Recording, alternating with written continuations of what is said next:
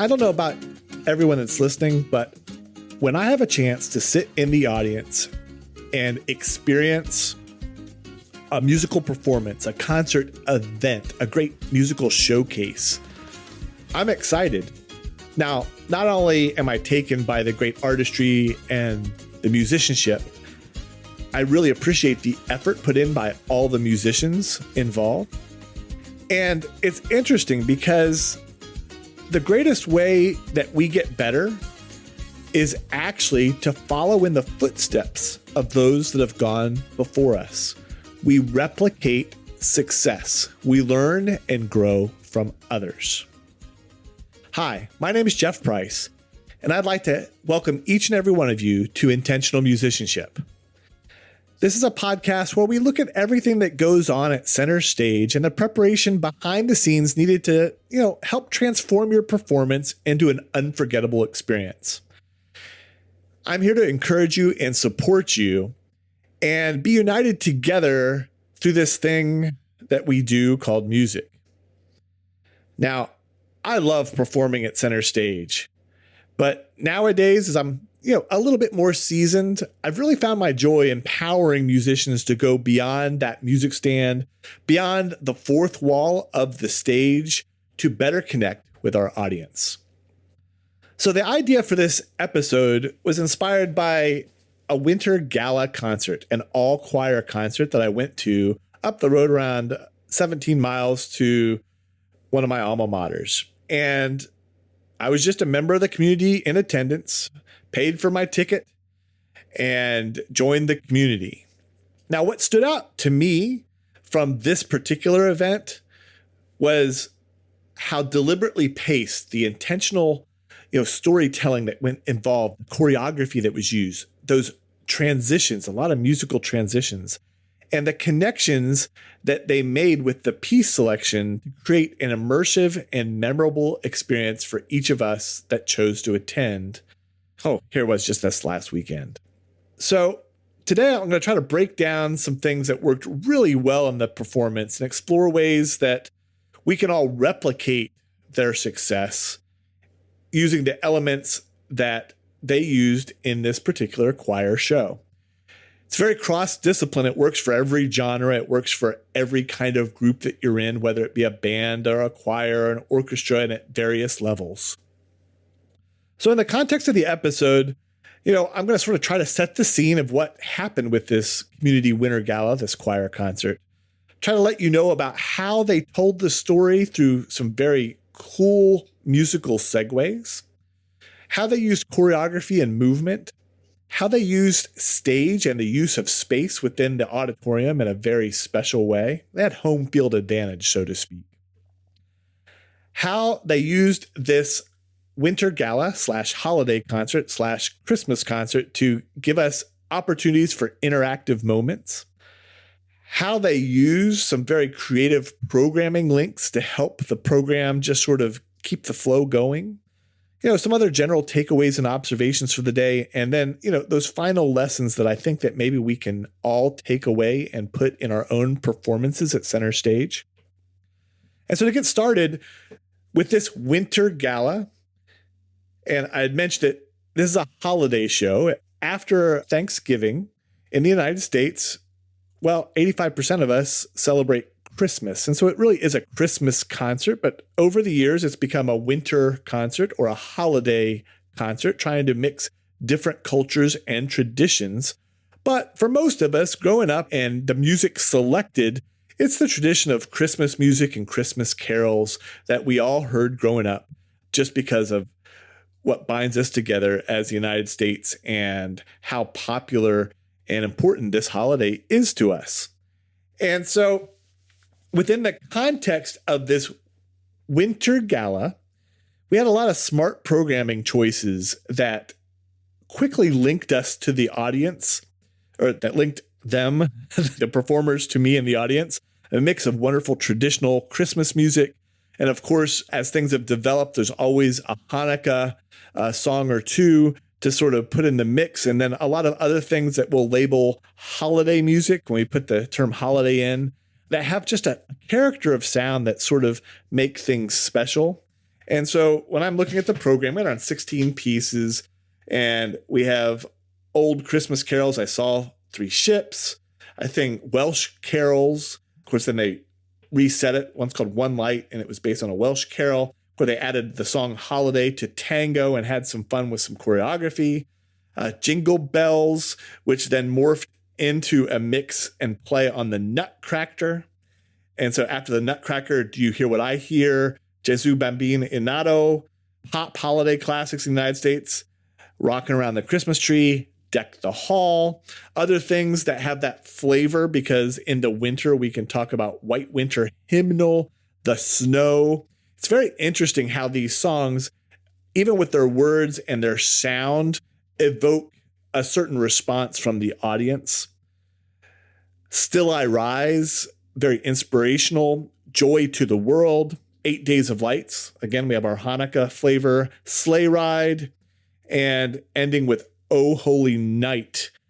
And this was a choir concert, multiple choirs of varying levels within the college. We had a 13-piece and an 18-singer male and a female choir, and then they mixed together. And there was also a separate, larger 31-singer choir. And then we had an 88-member community choir. And any part of the show, these groups would get together, and it would just be a wonderful experience. Now, as we set the scene for the gala, I just want to let you know that the storytelling was very evident. It was highly produced, seamless transitions.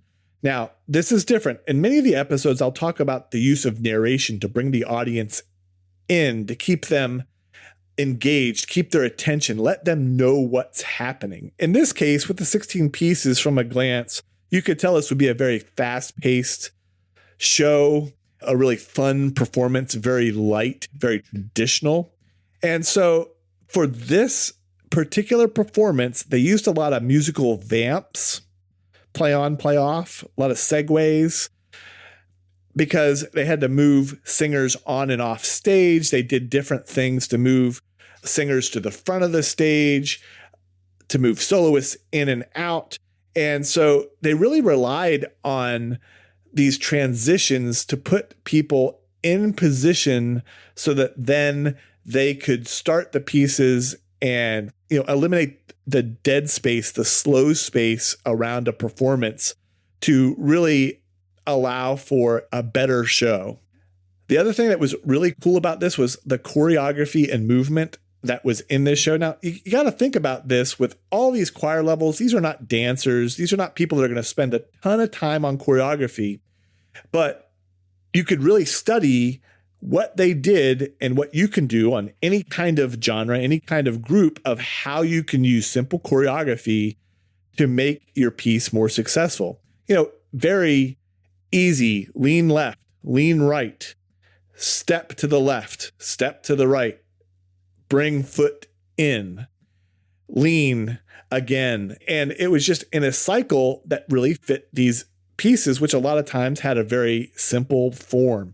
And this synchronization from the choristers on the stage really made for a nice, engaging show. Now, they also had a lot of clapping. Of course, musicians, they're a big fan of 2 and 4, but hey, 1 and 3 work too, but they led clapping for the audience on 2 and 4, and to add some motion to a couple of the pieces.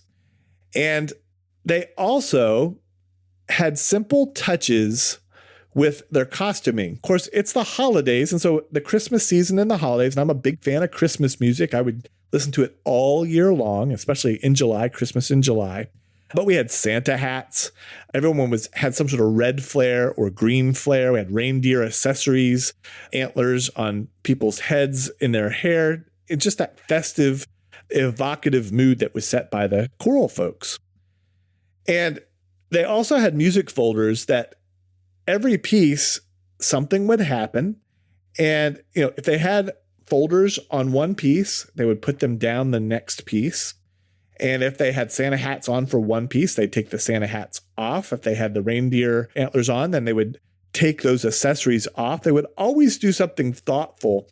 If there was a lot of choreography in one particular piece, then the next piece would have less. It had a nice flow. So the next thing we'll talk about is the staging and the use of the space. This is the home field advantage that I sort of mentioned earlier. If you know your audience, you're a high school band director, a junior high band director, you're in a local church, you know your auditoriums, that strategic use of the auditorium, how people enter and exit the stage, what is needed to be successful to fill the audience, get people in, how their response is going to be heard on stage, how your singing is going to be heard on the stage. That home field advantage works really well. And so in this case, they had a really strategic use of the auditorium. You walked in, the lower third of the auditorium was reserved for choir members only, because remember, we had the 4 choirs. They were all put in different seats so they could quickly exit to the left and the right. There is no center aisle in this particular theater. You basically have 100 seats in a row, and you enter from the left or the right. And then we as the audience were on the upper 2/3. And that impacted how people had to use the stage so the diction would get to us, how the miking would be done, and all those things so that we could have an immersive experience. Now, it's interesting because they did have risers on this stage. We had lighting to highlight different soloists. We had a Christmas tree. We had snowflakes. The colors would change through the show depending on the mood that needed to be set. And so the effectiveness of this choir to use their home turf really sold things well. They also had some really nice creative spatial movements. Now, we talked about the musical vamps and the segues, but that was, to really move those choir members around. And oftentimes they would come to the front of the stage to highlight choreography or be there where their diction could be heard more effectively for the smaller groups. One particular really nice moment when you talk about how they use choreography movement and the stage was in this thing called Whitewater Hymnal. It turned into if you know that cup song that Anna Kendrick had, and it was really nice because they had multiple people putting their hands out and clapping and snaps and percussion on people's laps and then sharing each other's thighs and legs in a percussive way. It was really fun. And it was like they were dancing, so to speak, on stage, but it really worked out well.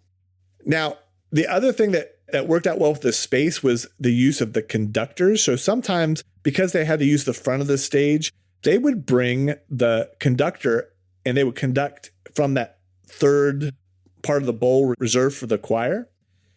And then when they had a transition, they would just bring another choir director from the wings to then conduct the group. Every piece looked different.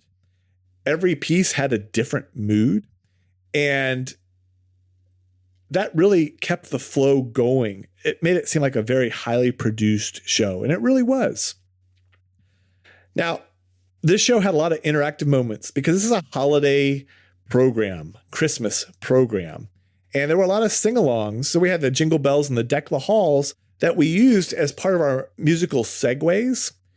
And it just said in our program, please sing along. But I want to give one small negative that it's a lesson learned that we can all do that. Sing-alongs require a spark to get the audience fully engaged. We need someone to say, come on, sing. If we just put something in the program, please stand, please sing along, well, it's dark. We got to raise the house lights. We have to bring people's attention to it. We have to remind people. We have to encourage them if we want them to be comfortable in being a part of the program. So our next section is just that creative programming link with the music. Of course, there were a lot of neat transitions and seamless things that happened. So Jingle Bells transitioned naturally into Nutcracker jingles. So we had that play on the Nutcracker suite. And that made for a nice moment. There was no need to applause because the piece just went naturally into the next piece. And the same thing near the end, as we were doing this segue, just wanted to say that they used the stage and the programming and the interactive moments into this perfect apex, climactic moment where the choirs stood on the left and the right of the audience. They used the bottom bowl for the remaining choir members that were still left in the third bowl that was just for the choir, and then we had the people on stage. And that's how we got into that final finale song, "Oh Holy Night." And that was the big, great finale that worked with this.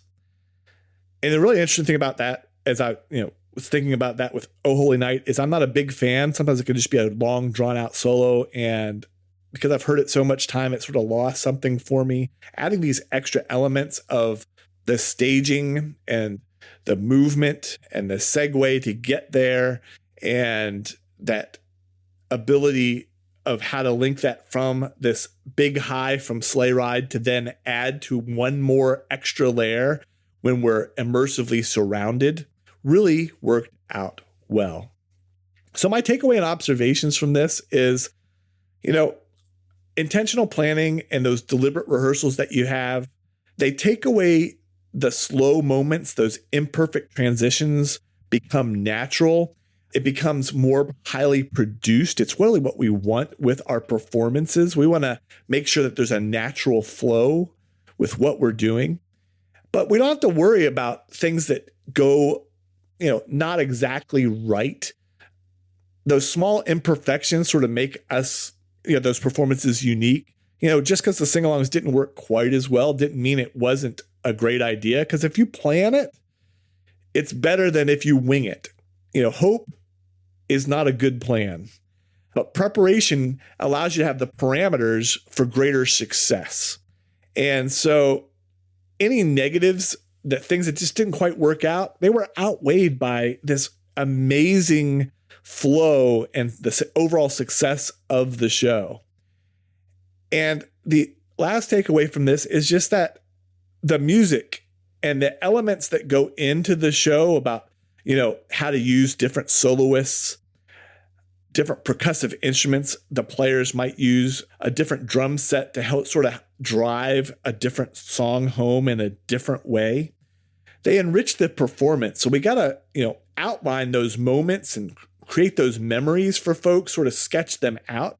And when we plan, big things can happen. So the big lessons for the show is we really want to use the storyboard as we create the show. We want to outline our program, and we want to have a narrative, so to speak, a story to enhance that flow and engagement for what we're doing in the show. Everything needs to have a reason, and this allows us to have maximum impact on our audiences.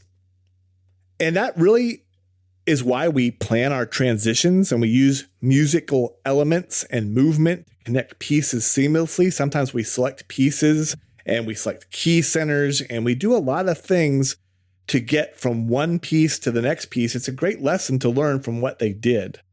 And we want to find those elements and ways to engage the audience. With a holiday show, you really can't go wrong. So many people know these songs. They hum along, they clap their hands, they want to sing along.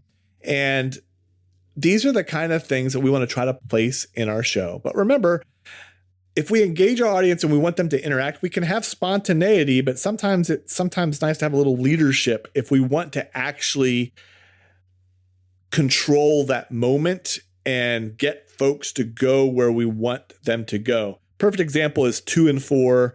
If that's where you want them to clap, it's if you have someone to help them along, then you're really going to get better engagement. And then that final lesson is to use your home field advantage, use your knowledge of the auditorium and the space to think beyond the stage, to surprise and involve your audience in a better, more fun way. Now, as musicians and performers, we often focus on getting that music right. But as we close, I just wanted to say that as I observed this Winter Gala, it was that deliberate, thoughtful use of transitions, choreography, and the creative programming that really helped transform this holiday Christmas music, this delightful show, into something really special. So whether it's using the musical vamp to set the scene and the mood, or engaging your audience in a particular sing-along, or some special choreography, or surrounding your crowd so that you can give them this maximum immersive experience, These are intentional, deliberate choices that you can storyboard to elevate your performance and connect more deeply with your audience members. Now, I know each of you that is listening have attended and performed in many shows like the one I just described. And I'd love to hear from each and every one of you about your experiences. What creative ideas have worked for you? Please feel free to reach out to us at intentionalmusicianship.com or connect with us at social media. We don't just play music. We create moments that resonate with our audiences, and we turn those audience members into passionate fans forever. Thank you so much for joining us. I hope that you'll be with us on the next episode of Intentional Musicianship.